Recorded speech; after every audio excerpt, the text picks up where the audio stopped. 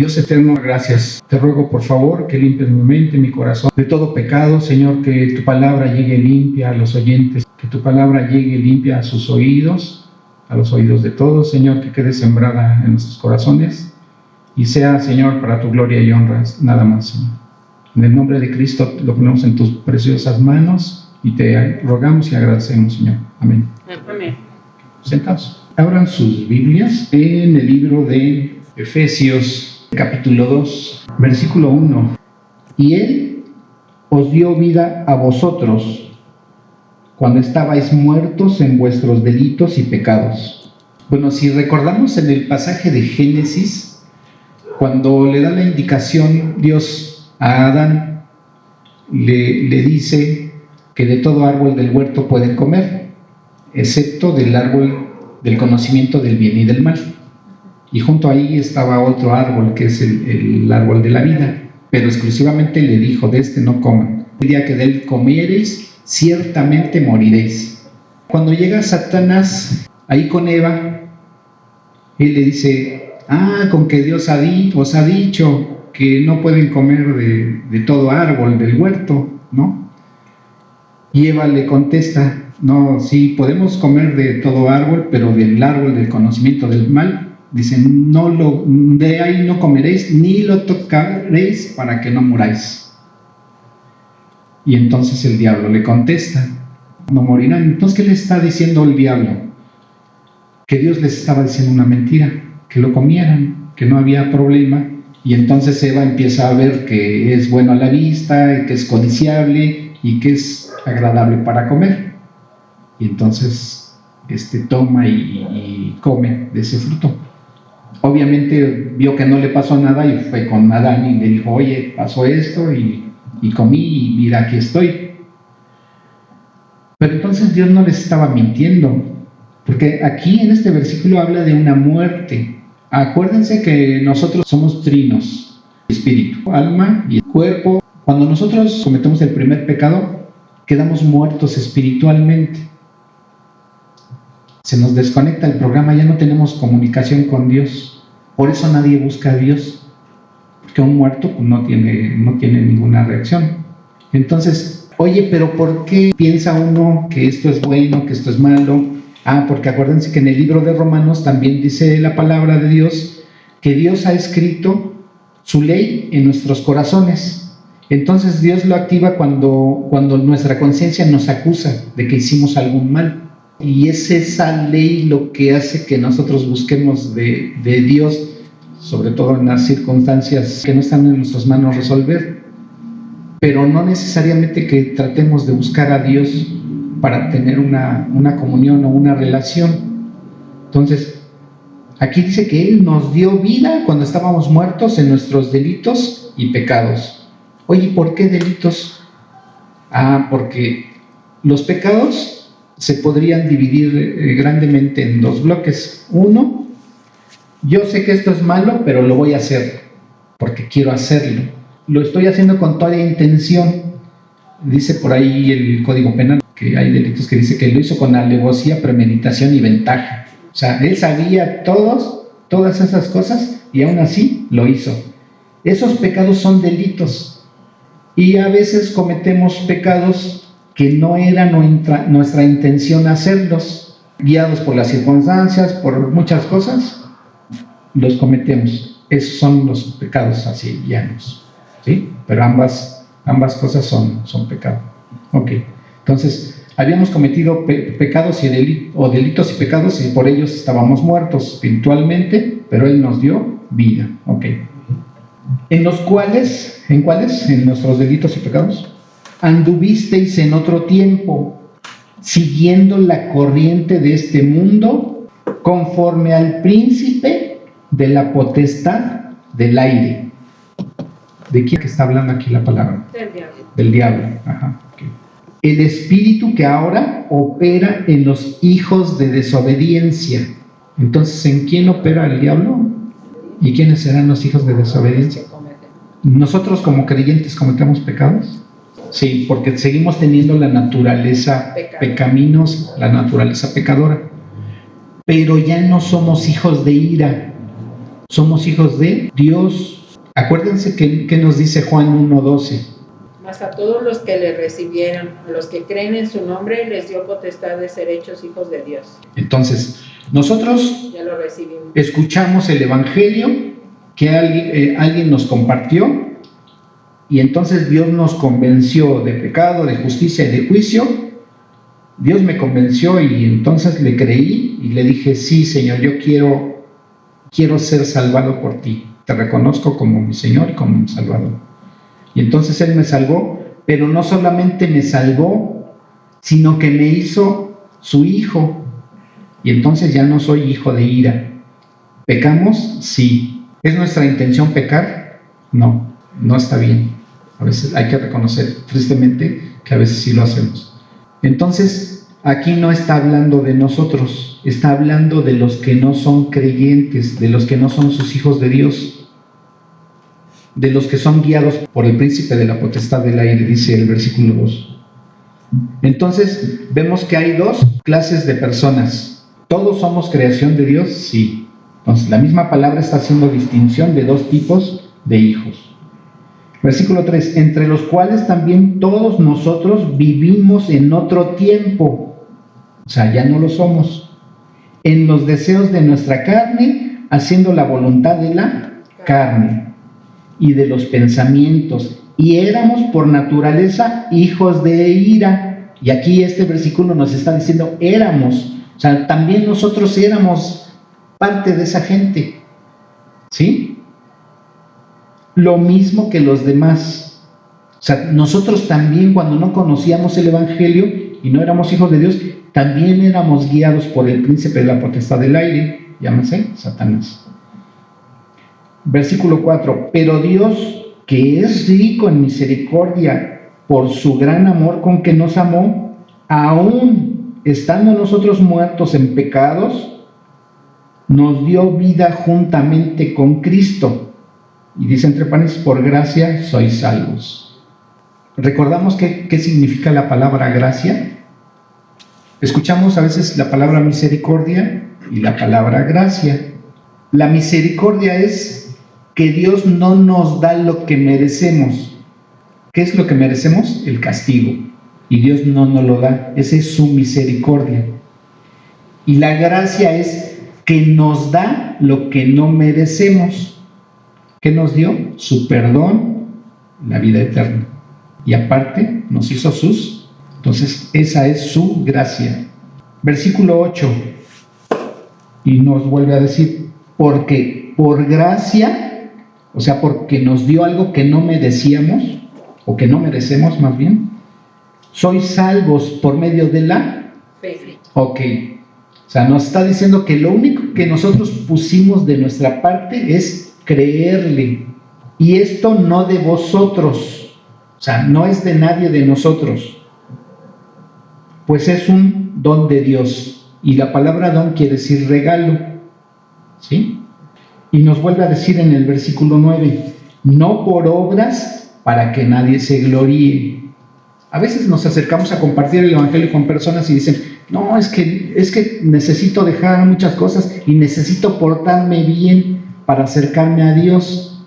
Es incorrecto. O sea, así como es el momento oportuno de decirle a la gente, no es necesario. Así como estás, así como eres, Dios te recibe. Y a Dios se va a encargar de hacer de ti una persona diferente. Ese es trabajo de Dios. Eso Él lo va a hacer. ¿Y cómo lo va a hacer? Por medio de la palabra y a través de su Espíritu Santo, que es el que lo va a estar guiando y le va a estar recordando qué es lo que dice la palabra, ¿sí? Y dice el versículo 10, porque somos hechura suya. O sea, nosotros no nos hicimos espirituales, Él nos hizo, Él nos dio un nacimiento espiritual, creados en Cristo Jesús para buenas obras. Ahí está, ya ves cómo sí, las buenas obras. No, espérame, ¿por qué? Porque dice, las cuales, o sea, esas buenas obras, Dios preparó de antemano. O sea, no son nuestras buenas obras, son las obras que Dios preparó. O sea, hijos, se van a dedicar a esto, porque esto es lo que quiero que hagan. Ajá. para que anduviésemos en ellas. Versículo 11. Por tanto, acordaos que en otro tiempo vosotros los gentiles, cuando la palabra de Dios habla de gentiles, se refiere a todos los pueblos que no son judíos. En cuanto a la carne, éramos llamados incircuncisión, por la llamada circuncisión hecha con la mano de la carne. Pero a nosotros no necesitamos hacer eso, porque Dios nos circuncidó el corazón. ¿Sí? Versículo 12. En aquel tiempo estabais sin Cristo, alejados de la ciudadanía de Israel y ajenos a los pactos de la promesa, sin esperanza y sin Dios en el mundo. Versículo 13. Pero ahora en Cristo Jesús, vosotros que en otro tiempo estabais lejos, habéis sido hechos cercanos. ¿Por qué? Por la sangre de Cristo. Eso es lo que Dios utilizó para que nosotros fuéramos hechos sus hijos. Versículo 14. Porque Él es nuestra paz, que de ambos pueblos hizo ¿qué? Uno, derribando la pared intermedia de separación. Entonces nosotros, aparte de ser sus hijos, ¿somos qué? Pueblo. Somos pueblo de Dios. Somos su pueblo. Junto con Israel, junto con el pueblo judío. Versículo 17. Y vino y anunció las buenas nuevas de paz a vosotros que estabais lejos y a los que estaban cerca, porque por medio de él, los unos y los otros, tenemos entrada por un mismo espíritu al Padre. ¿Quién nos lleva al Padre? Acuérdense que dice Juan 14:6, que dijo Cristo: yo soy el camino, la verdad y la vida, y nadie viene al Padre si no es por mí. Eso Él lo dijo. Versículo 20, edificado sobre el fundamento de los apóstoles y profetas, siendo la principal piedra del ángulo Jesucristo mismo, en quien todo el edificio, bien coordinado, va creciendo para ser un templo que santo en el Señor. Oye, ¿y de qué edificio habla el Señor? De su iglesia. De su iglesia, ¿qué es? Nosotros, no un templo de tabique, de concreto, de piedra, no. Nosotros, los que somos creyentes, los que somos sus hijos, dice Dios que somos el edificio, somos el templo a donde Él mora. Versículo 22, en quien vosotros también sois juntamente edificados, ¿para qué? Para morada de Dios en el Espíritu. Entonces eso es lo que nos debe movernos a nosotros a no pecar. ¿Por qué? Dios está viendo qué percibimos, qué hacemos, qué pensamos, qué sentimos, qué decimos. Entonces cada vez que tengamos la tentación de pecar, recordemos que juntamente, aunque nadie nos vea, entonces nosotros no podemos hablar mal del pueblo judío. Aunque hemos conocido, algunos hemos trabajado con judíos, y no, es que los judíos son así. ¿Por qué? Porque somos parte del mismo pueblo de Dios. Los judíos y nosotros. Al contrario, nosotros debemos de orar por ellos, por los que no conocen el Evangelio. Dice de Dios que al que maldijere a su pueblo, refiriéndose al pueblo judío, también será maldecido. Y al que lo bendijere, también será bendecido. ¿Ustedes saben por qué le va bien a Estados Unidos?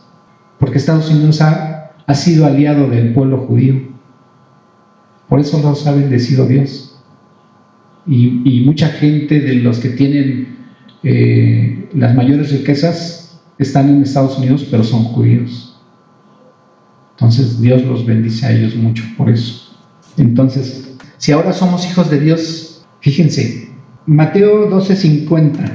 Porque todo aquel que hace la voluntad de mi Padre que está en los cielos, ese es mi hermano y hermana y madre. Ok, el contexto es, el Señor estaba en la sinagoga de los judíos y les estaba enseñando, y de repente se acerca alguien y le dice: oye, allá afuera está tu madre y tus hermanos, y te hablan. Ahí estaba hablando la palabra de que era su mamá y sus hermanos, pero entonces, ¿por qué no entraban? ¿Por qué no entraban? Y entonces él dice: ¿y quién es mi madre y quién es mis hermanos? Los que hacen la voluntad de mi Padre. Dice: porque todo aquel que hace la voluntad de mi Padre que está en los cielos, ese es mi hermano y hermana y madre. Entonces, si nosotros decimos que somos hijos de Dios, tenemos que hacer su voluntad. ¿Y a dónde está su voluntad? Ahí en la palabra. Entonces, ¿para qué aprendemos la palabra? Para obedecer. En Lucas 8:21 es el mismo pasaje, pero las palabras son un poquito diferentes. Acuérdense que no se contradice, la palabra se complementa. Él entonces, respondiendo, les dijo: mi madre y mis hermanos son los que oyen la palabra de Dios y la hacen. Ok. Oye, es que está diciendo cosas diferentes. No. Uno registró una parte de lo que dijo y el otro escritor registró la otra parte que también dijo el Señor, porque son palabras de Él. Uno se enfocó más, es que el Señor está diciendo que todo aquel que hace la voluntad de mi Padre que está en los cielos, ese es mi hermano y hermana y madre. Pero también dice, mi madre y mis hermanos son los que oyen la palabra de Dios y la hacen. Eso era para que no quedara duda. Oye, ¿cuál es la voluntad? Pues escucha la palabra y esa es su voluntad. Pero aparte, la hacemos. Y entonces aquí ¿de qué está hablando? De una familia. ¿Por qué es importante que lo tengamos presente? Porque a veces, por ejemplo, en las parrandas, a las gentes cuando ya están tomados dicen, no, tú eres mi amigazo, no, ¿qué? Mi amigo, eres mi hermano. Pero es una expresión X. Porque llegados los problemas, y se quedan solos. No hay nada de hermano. No hay nada de hermano. Sí. Es una palabra, es una expresión que se dice nada más. Pero entonces, allá afuera nos dicen, son los hermanos, son hermanos. Pero refiriéndose así como entrecomillado, ¿no? Son hermanos, son los que tienen otra religión, porque leen la Biblia, son hermanos. Pero es como, ellos lo aplican como un adjetivo. A veces entra uno a una librería donde venden Biblias o artículos que usamos los cristianos. También apenas entra uno y, bienvenido hermano, bienvenida hermana. Pero ellos no saben si soy hermano, ni tampoco a mí me consta que los que están ahí adentro sean hermanos, porque es un trabajo. Igual puede haber gente incrédula ahí, y también pueden haber recibido indicación de que a todas las personas que entren, tú diles hermanos. ¿Por qué? Porque es una forma de hacer sentir bien a la gente. Pues ahí voy porque sí me dicen hermano y me tratan bien y se acercan y ¿no? Si se llama hermano al visitante inconverso, imagínense que es su primera visita. Él tiene otra religión, o a lo mejor ni religión tiene. Él es hijo de ¿quién? De ira, como nosotros lo éramos. Y si tú le dices hermana o tú le dices hermano, te estás identificando con él y le estás diciendo que participas de lo mismo. Entonces, dos cosas. Decirle hermano a alguien, le estás diciendo que tenemos el mismo Padre. Pero si no nos consta de que esa persona haya creído el Evangelio, pues le estamos diciendo que tenemos el mismo Padre, y no es así. Entonces, no es algo que debemos decir a la ligera, por una parte. Pero tampoco yo no puedo negarle a alguien que sé que ya escuchó el Evangelio y sé que es creyente, no puedo abstenerme de decirle hermano o hermana. ¿Por qué? Porque tenemos el mismo Padre. Es más fuerte, fíjense, es más fuerte. Son mis hermanos, realmente son mis hermanas.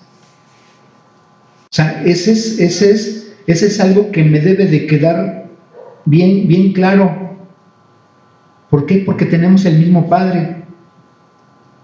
A lo mejor no nos parecemos en la forma de ser, de comportarnos, de muchas cosas, pero el que te engendró es el mismo que me engendró a mí, es el mismo Padre.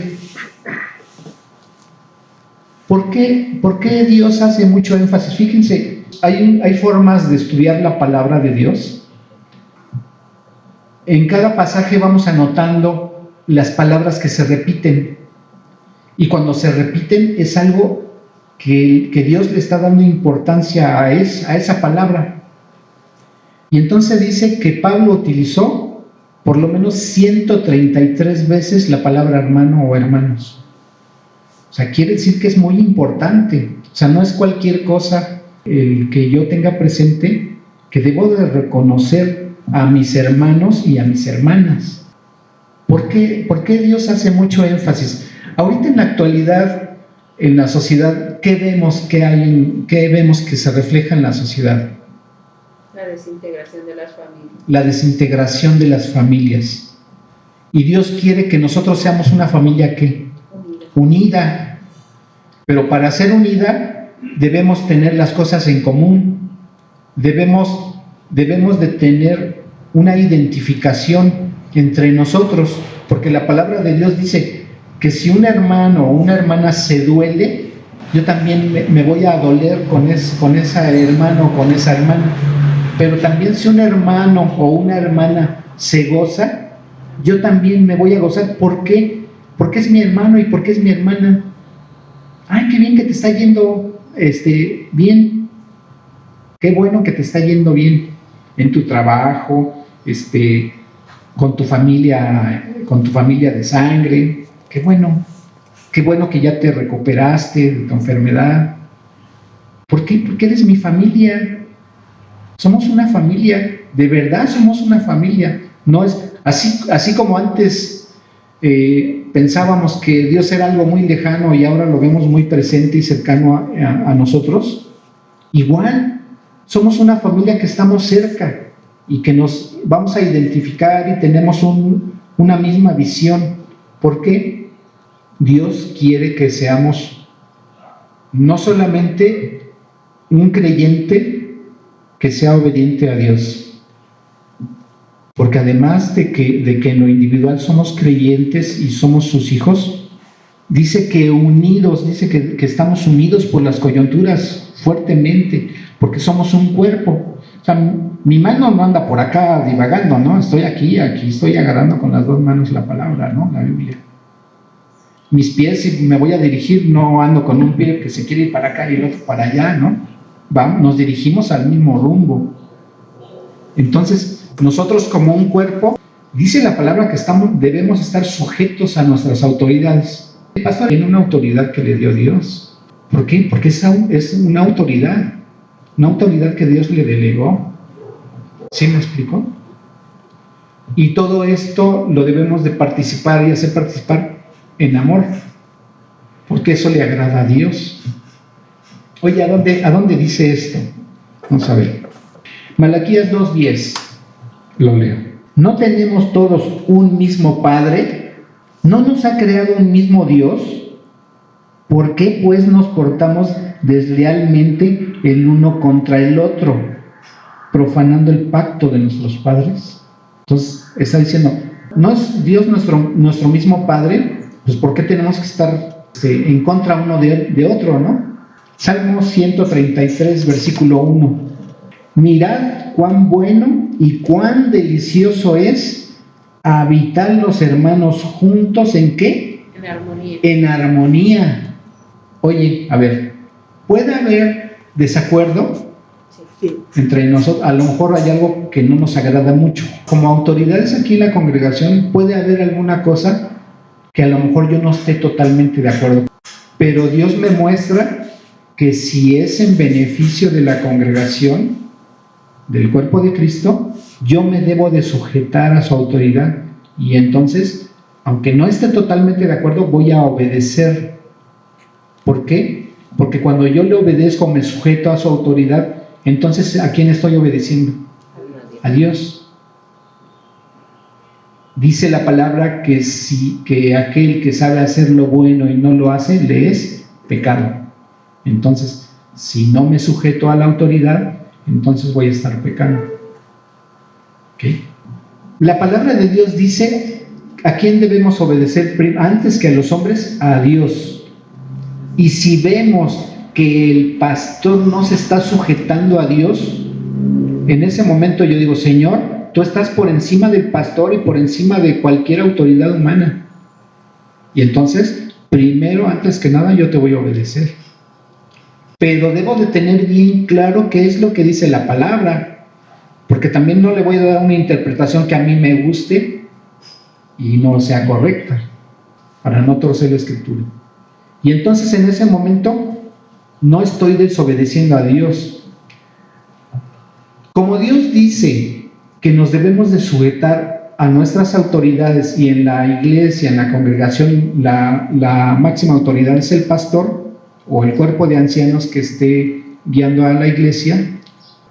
Entonces, si yo sé que el pastor no se estaba sujetando a lo que dice la palabra, y yo sé que no está bien eso, no me voy a sujetar a eso. Pero sé que estoy obedeciendo a Dios. Pero aquí no es una religión, es una relación con Dios. Somos una familia y nuestro Padre nos está diciendo, haz esto. Sí, papi, voy, lo hago. ¿Sí? En algo que Dios me dice que haga. ¿Sí? Ok.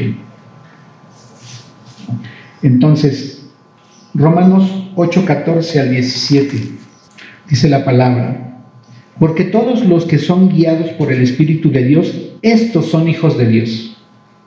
Entonces, ¿quién nos guía? Ya no el espíritu del príncipe de la potestad del aire, sino ahora nos guía el Espíritu Santo, que es Dios. ¿Sí?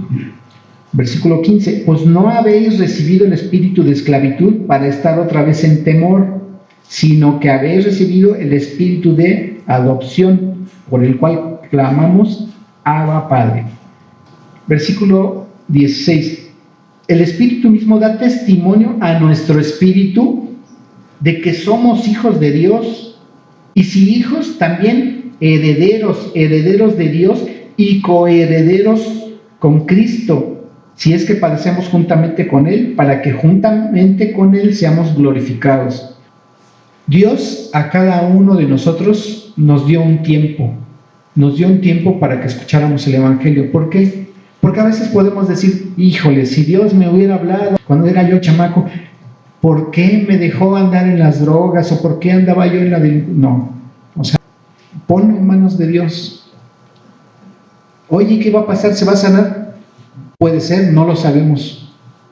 Pero lo que haga Dios o lo que permita Dios es perfecto. ¿Por qué? Porque Él tiene el control de todas las cosas, de todo. A Él no se le escapa nada, ni tiene un plan B. Dios no tiene un plan B. Híjole, me salió mal, yo no quería que este cristiano se fuera por este lado, híjole, ¿y ahora qué voy a hacer? No, Dios sabe para cada quien sus tiempos, qué medidas de corrección, qué medidas de disciplina nos da cada quien. Si nos permite tener, si nos permite no tener. ¿Por qué es importante que lo tengamos presente? Porque si no, nos tropezamos nosotros mismos. Es que yo veo que al hermano fulanito le va muy bien. ¿Qué creen que no? Estamos en el tiempo de la iglesia o la dispensación de la gracia. ¿Por qué la gracia? No te pide nada más Dios, más que le creas y le obedezcas. Es todo lo que te pide Dios. Por eso dice el Señor que su carga es ligera. El yugo que Dios nos pone con Él es ligero, la carga. Es fácil de llevar. Cuando nosotros somos dóciles, somos obedientes a Dios, es fácil de llevar la vida cristiana. Pero si empezamos a fijarnos, es que esta hermanita ya me cayó mal por esto, y empezamos a llenarnos nuestros corazones de basura, nos contaminamos y después pues ya ni obedecemos a Dios y estamos pecando contra otros hermanos, contra otras hermanas, ¿sí? Entonces es más fácil que seamos dóciles, que seamos obedientes a Dios y la vida cristiana camina, ¿sí? Que Dios está trabajando en nosotros y nos está perfeccionando, y va a llegar un día que ya no tengamos pecado en nosotros, y entonces Dios nos va a ver así. Entonces, resumiendo, Gálatas 3:26. Pues todos sois hijos de Dios por la fe en Cristo Jesús. ¿Todos quiénes? Nada más los que hemos creído, ¿sí? Oye, ¿hay otras congregaciones a donde también son hijos de Dios? Sí. Sí, aquellos que creyeron el Evangelio.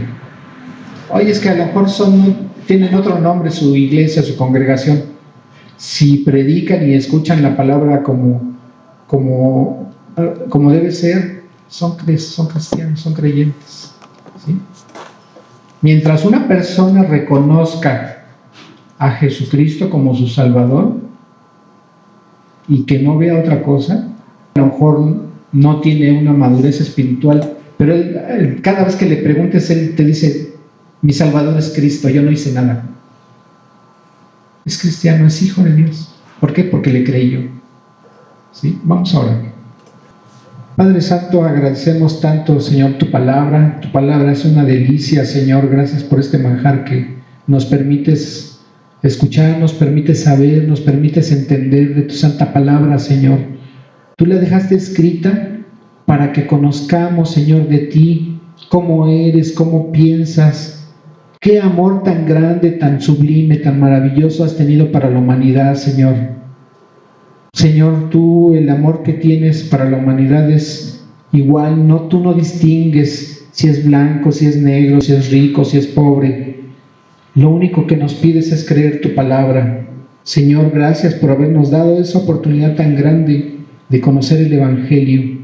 Señor, gracias porque tenemos el privilegio de poder leer tu palabra, de poderla escuchar, de poderla compartir con la libertad que tenemos aquí en este lugar donde vivimos, Señor. Porque desafortunadamente en otros lugares hay persecución para aquellos que profesan tu palabra. Señor, te rogamos por todos aquellos que andan de misioneros en las naciones a donde hay persecución al grado de que les llega a costar la vida, Señor, por haber compartido de la Biblia tu palabra. Te rogamos que tú les bendigas, que tú les guardes, Señor, en todo momento, que tú los proveas, porque, Señor, es para tu gloria y honra, y tú lo sabes. Sabemos que así lo haces, Señor. Y en cada prueba, en cada una de las cosas que tú permites en nuestras vidas, tú estás ahí, sabes que es lo mejor para cada uno de nosotros, porque en ellos se cumplen tus propósitos. Te agradecemos, Señor, el entendimiento que nos das de tu palabra. Humildemente reconocemos delante de ti que no somos más que nadie y que el entendimiento es de ti. Tú eres el que nos ha dado ese entendimiento, Señor. Gracias, Señor, porque tenemos ese privilegio de poder escuchar así de ti la palabra, porque tú no eres un Dios de confusión.